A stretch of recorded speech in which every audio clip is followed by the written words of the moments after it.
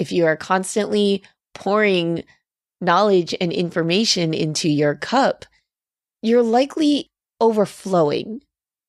And if you are filled to the brim and overflowing, that could mask as being unfulfilled.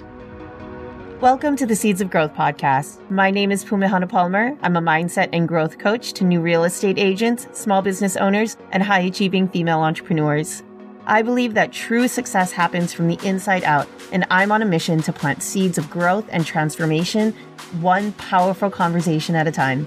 Each week, I'll bring you a solo episode, interview, or coaching experience with business owners just like you to help you shift your perspective, elevate your beliefs, and build a business that inspires you. Now let's dive into today's episode. What's up, friends? Welcome back to another episode of Seeds of Growth. I am your host, Pumehana Palmer. Today, I'm super excited to share this nugget of wisdom that has been almost haunting me for the past couple of weeks. So a couple of weeks ago, I was at a women's conference and the keynote speaker had dropped this bomb on me that I don't know if anyone else picked up on this line, but it smacked me up across the face and I need to share it with you. So the speaker had said, "Are you feeling unfulfilled or are you too filled?" And that just stopped me. It was like, you know, that part in the movies where they do that really weird zoom in camera trick where it like zooms in on the person, but it seems to be like zooming out in the background. That's how it felt for me. Now, a while ago, I had taken a DISC behavioral assessment and a motivators assessment. And DISC is the DISC behavioral analysis, in which, you know, there are D stands for driver or a dominating behavioral style. I is an influencer.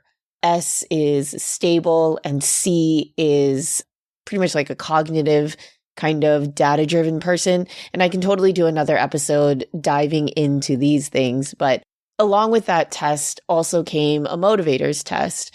And it analyzed based on, you know, questions. It analyzed what out of 6 or 7 key motivators, what drives me as a person.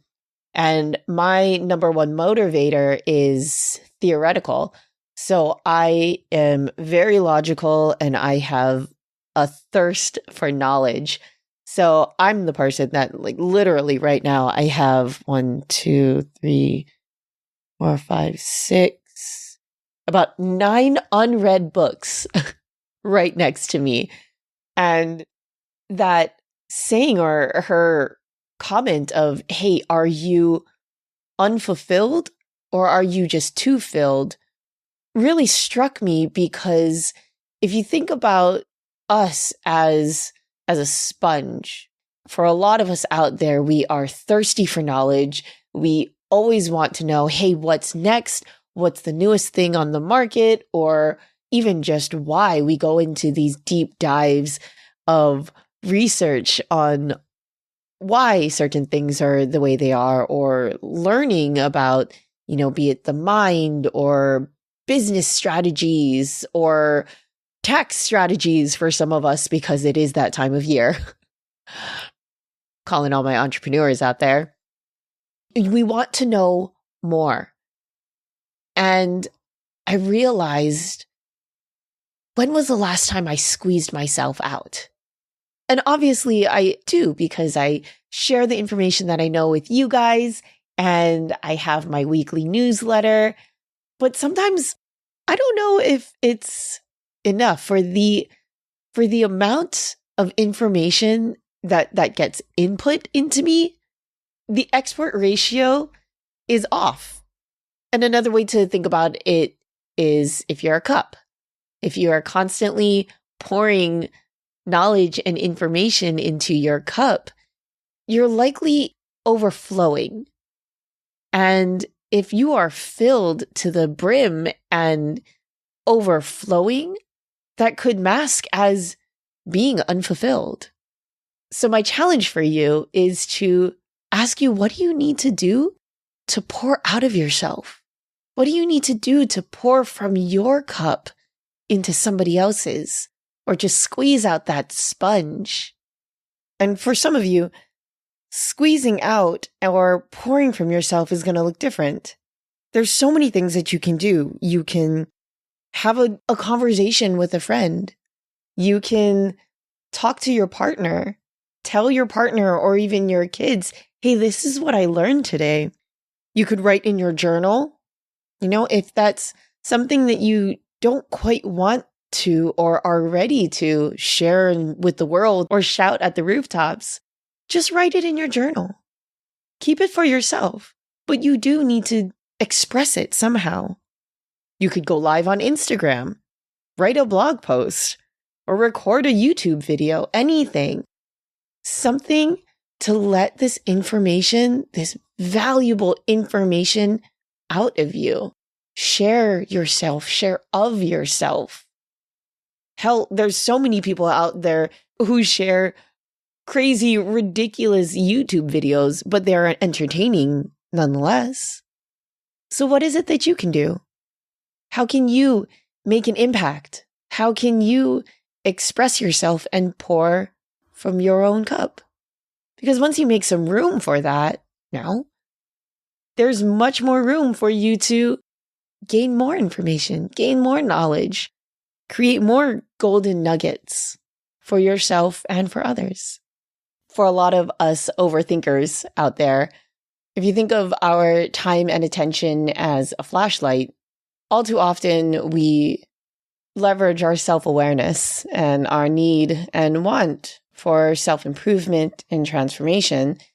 We turn this flashlight on ourselves and we get really introspective and we overthink all of the things, but we forget to turn the flashlight around, to turn it around onto our clients, onto our audience, and ask ourselves and even do a deep dive on, hey, what do they need?